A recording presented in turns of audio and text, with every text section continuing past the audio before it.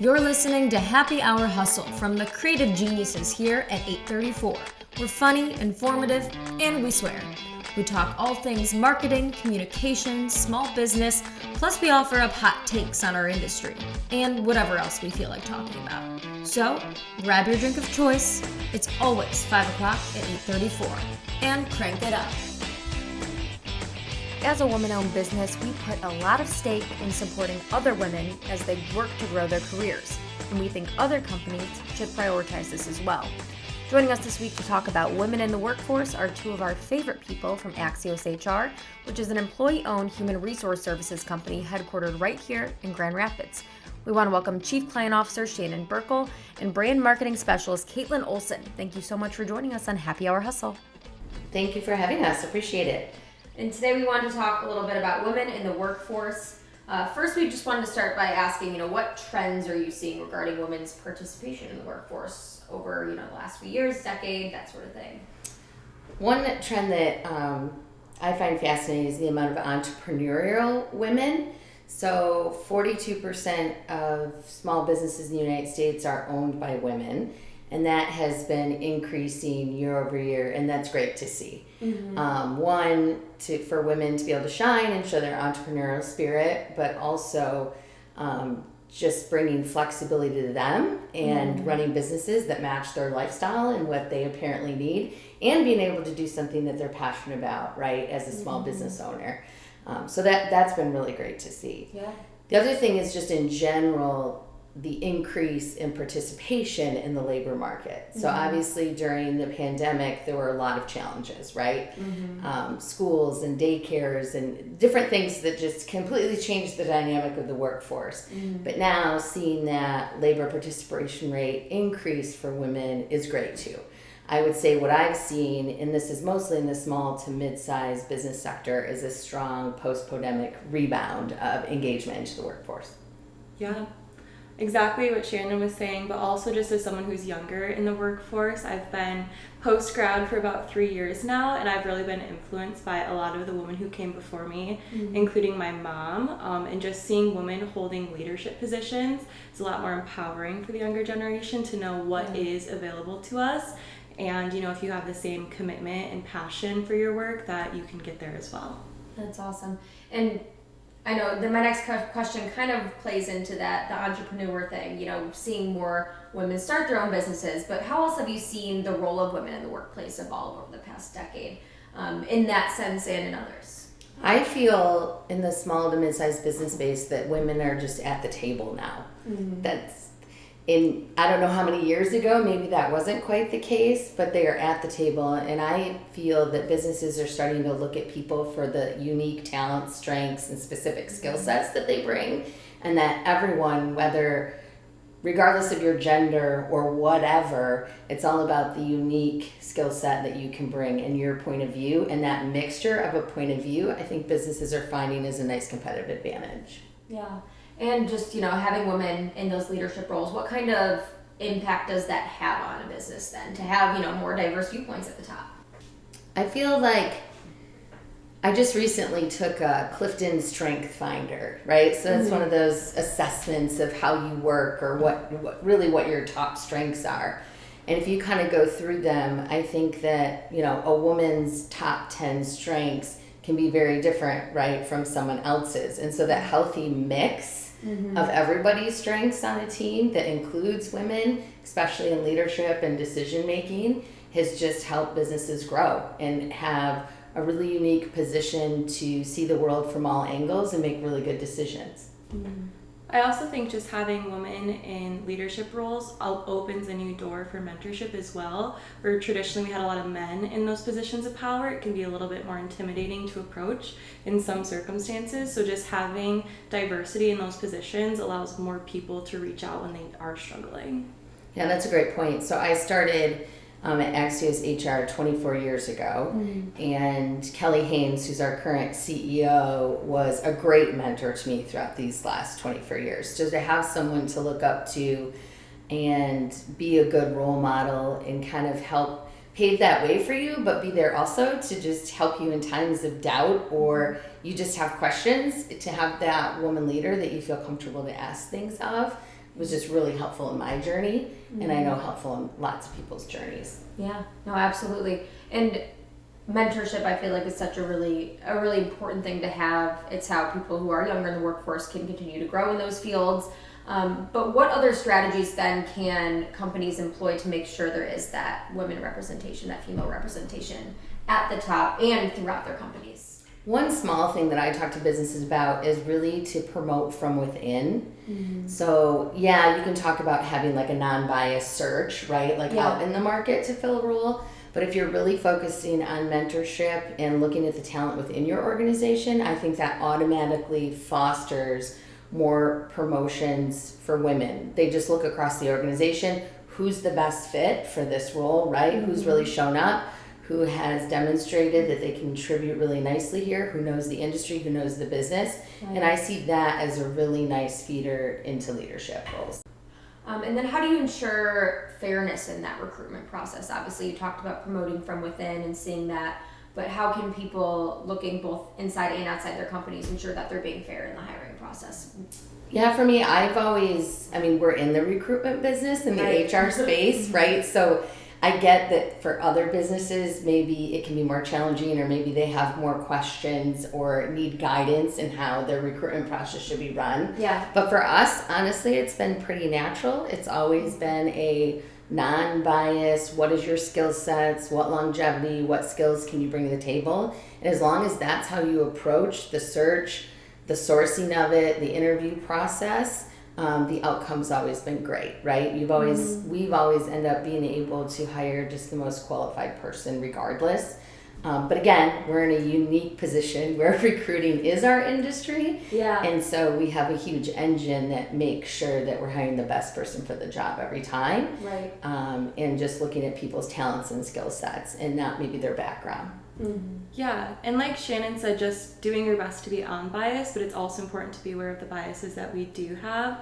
Oftentimes a woman who is a strong speaker and passionate about what she's talking about can have a lot more harsh connotations related to that, as opposed to a man in the same position who might in return be viewed as a better leader for the same actions. So just recognizing how we might perceive someone differently because of their gender and the way that they come across traditionally. And I think what's really cool is we're seeing some of that bias kind of melt away and change as more women are taking leadership roles. What is your approach then to supporting women in those traditionally male-dominated roles or departments? Like you said, how there are certain biases where a woman who's outspoken might not be as perceived as good in a role as a man who's outspoken. How do you as a business, and then how can other business owners kind of support women in those roles that may not be traditionally held by them? Yeah, when I think of, I guess, the non-traditional roles, part of it, this isn't quite an answer to your question, we'll get there, but I think the first thing that I think of is how work has changed. Right. And so since work has changed and work-life integration has become more important to everyone, right? That's something that's really being demanded in the labor force. What that's done is open up the flexibility that I think took a lot of those walls down to any industry, right? Or to those non-traditional jobs that just offer that flexibility. So the first thing that comes to my mind is that there's just a lot more flexibility in the workforce and a lot more choice, which just opens the door to lots of people, right? That might not have been able to participate in the workforce or in a non-traditional career, and now that door's a little more open. Yeah, and on that same note, like Shannon said earlier, it's just about having the flexibility for the women to be at the table, but also not interrupting them when they're speaking, and also amplifying their voices when necessary. I think oftentimes in spaces like that it can be intimidating for women to speak up, so that when we do, it's important that we say, Shannon, I agree with you, that's a really good point, also, and then transitioning the conversation from there rather than allowing their voices to be drowned out. Yeah, absolutely. And I do want to talk a little bit too about that work-life balance aspect of it and how that's changed and how it's a lot more important, not only for younger generations, you hear it a lot, but for everyone being able to have that flexibility. How do you as an employer help to support and ensure that for your employees while also realizing that you have a lot of needs on your end as well? Yeah, I always say that we're all adults And so why don't we just treat everyone like adults? So we all have, right, the objectives we have to accomplish, right? And usually in some given time period, right? We all have deadlines. We have, metrics that have to be met. And as long as you're meeting those and you're showing up when you're supposed to show up, honestly, I've said I don't care if you're working on a project at 8 at night because from 2 to 7 you had a family commitment. So to me, it's all about treating everyone the same and that we're all adults and it doesn't really matter when the work gets done. It's just giving them the flexibility to shine when they can shine, right? Now, obviously, there's some industries that just doesn't work, right? If you're a bartender, there are certain hours that you just have to be there, right, to be a bartender or whatever. But it is really about creating time that works for them to focus on their work. Right. And I always use the word workforce integration. I don't know about other women, but balance isn't always something I can achieve. So I think about it more like integration, right? Like I might be bouncing back and forth a little bit between work and home life, and that's okay, right? At the end of the day, as long as you're meeting the business's objectives and you're hitting your metrics or whatever goals, right, your role or your team is trying to achieve, flipping back and forth creates even more flexibility. Yeah, in order to cultivate that level of like respect and trust, it takes a lot of clear communication in terms of expectations. So that is really what's freeing, especially at Axios HR. What I've experienced is I know what is expected of me, I know what my deliverables are, and then it's on me to be an adult, to be responsible, to kind of meet those expectations as necessary. Whether I am taking a day off in the middle of the week to spend time with family, I'm still hitting all the necessary deadlines because I have the freedom to choose what that looks like in my own life. That's a really great point, though. In a small to mid-sized business, if you don't have the clear expectations and the good communication, I can imagine it could get a little messy. So it really does start with clarity and communication. It's a great point. Yeah. And I want to talk a little bit too about, maternity leave, paternity leave. Obviously, that has evolved over time, and companies have done a lot of different things to really cater to women that want to leave to go take care of their kids, or men, either way. What is the best way, or how have you seen organizations support women returning to work well, rather than kind of like putting them in a corner, putting them in a box and saying, well, you were gone, so what can we do? But how do you do that well and in a supportive way that also doesn't seem condescending? I think what's worked well for me as a leader is asking for their opinion. So it's really involving them in the plan, right? Like you are empowered to let me know what might be the best transition plan to be gone, and you tell me what you think is the best maybe transition plan to be back. And so it's really listening to that person and letting them be part of creating that plan, instead of wrapping a bunch of policies around it and then me as some leader trying to tell them what the plan is. Let them own that. Let them be empowered. They know their work. They know who can step in and maybe do what, instead of a leader just telling them how it's going to be. It tends to go a lot smoother for everybody and a lot better and just less stress for everybody if they're the ones driving their own transition plans. Right. Yeah, absolutely. And I also want to talk about the generational differences and how that's affected women's experiences in the workplace. I know you touched on it earlier, how the mentorship part of it, but really what do you see as the biggest way that generational differences have affected women's overall experience in the workplace? Yeah, that's a great question. I think for me, you feel some level of pressure to perform in a sense when you're just greener in general, being post-grad, but also as a female, you feel like you have this certain level of expectation that you need to meet in order to earn trust and respect, rather than starting with the trust and respect. And I think now that I've been, at least in our organization, for 3 years, I realized that wasn't necessarily the case, which is really freeing to feel. And so as we have more, greener, younger women entering the workforce, it's nice to kind of take them under your wing and just show them like, hey, I know this feels really scary and intimidating, but it doesn't have to be. Yeah. And then I think of just employee engagement in general, right? If you have a great employee engagement strategy, you're listening to all those on your team and you're taking their advice, you're creating policies or taking actions based on everyone's feedback, and you're working with a really good employee engagement strategy, a lot of things just do fall into place, right? No matter what gender or how long you've been at the company or how long you've been in the workforce, I always tell businesses to lead with your employee engagement strategy. But of course, then it has to be honest. It has to be built from the whole team, not one person deciding what a great employee engagement strategy is. It has to be everyone collectively working on that together and together driving what culture are we going to have here. Culture isn't led by one individual. It should be led by a lot of different voices within the organization. And I want to talk a little bit about employee engagement because you hit it like nail on the head or whatever the phrase is right there. It has to be genuine. It has to be real. It has to come from a real place.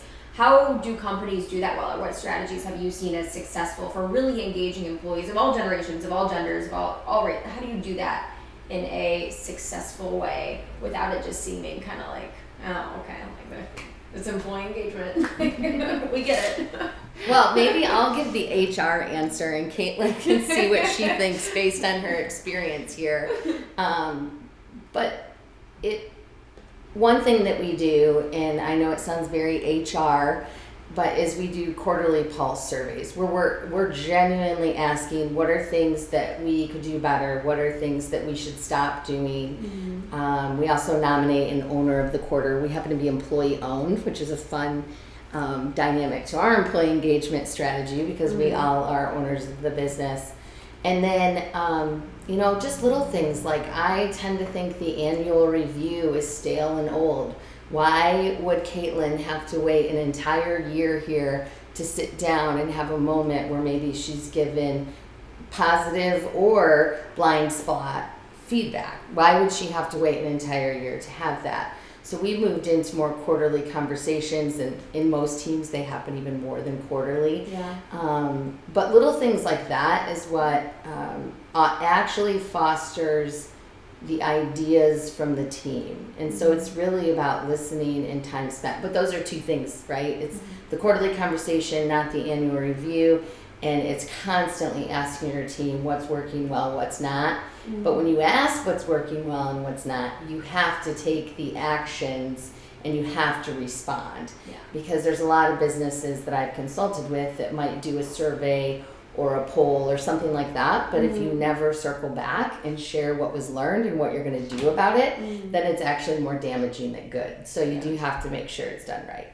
People say, well, I did complain, but you didn't do anything about it. Right. I've told you multiple times, right? You have to circle back and openly communicate all the things that you did here. So for the less HR answer, it's, to put it bluntly, it's about incentive, truly. What's in it for me? And I think, like Shannon touched on, being an employee-owned company, that right there, you already have the profit sharing. That is incentive. The success of the company is also my success.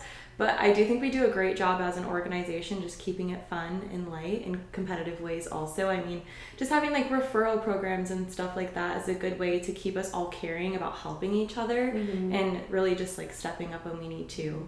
So. And one thing I hear in the small business market is, what is the career path, right? Like, how can I show a top performer a career path when maybe I'm a really small company, right? That can be difficult. Well, I always challenge people to think about career paths a little bit different. It doesn't have to be like it was a billion years ago where you go from, a manager to a director to a VP, right? A small company can't sustain that. That's not sustainable. But what you do is you just include people in more and more projects, right? You have a big project coming down the pipeline. You look at the talent you have, you take your top talent, and you make sure they're included in the big things. If you're not a big enough company, right, they can have all these VPs and directors. So there's still a way to show a career path. through that, right? Just through involvement in big things, Yeah. and tying incentives to the big things too. That works. That's helpful for small businesses because they do feel they're trapped, but there's still a way to show career development. Yeah, absolutely. And a path forward and a path for growth and that sort of thing. Well, I really enjoyed talking to you guys. Is there anything else that you want to add? I always ask this question at the end just in case there's something I didn't get to cover that you guys really want to get out there. I think my biggest advice for just women in the workforce in general is being confident in your skill set, feeling the freedom to stand up for yourself and not selling yourself short. I think it's very easy to feel imposter syndrome, but just to remember like who you are and why you're there. And a great piece of advice I was given my first year at Axios was to start a folder for your personal self, not your professional self, with just all of your achievements, your proudest moments, and things that you can really look back on and be like, wow, like I did that. And it just really helps when you are maybe feeling insecure or not so sure about where you're at in your career. So, And I think the other thing, we talked about mentorship, but no one has to be alone. There, especially in the West Michigan area, there are so many roundtables and groups and women in defense and women roundtables or small business associations, right? You can go on and really get yourself connected because there's a whole lot of people in this community that want to help others. And so get yourself networked, get yourself connected. It'll pay off in the long run. And think about, 10 years into your career, the network that you've built, the friends you have, right? The mentors you have, the great advice you can get. And we're in a great community that's very supportive of people just growing. Yeah, we are so lucky. We do so much here. Awesome. Well, Shannon, Burkel, and Kaitlyn Olson, thank you so much for joining us in Happy Hour Hustle. Thank you for having us. Appreciate it. Thank you.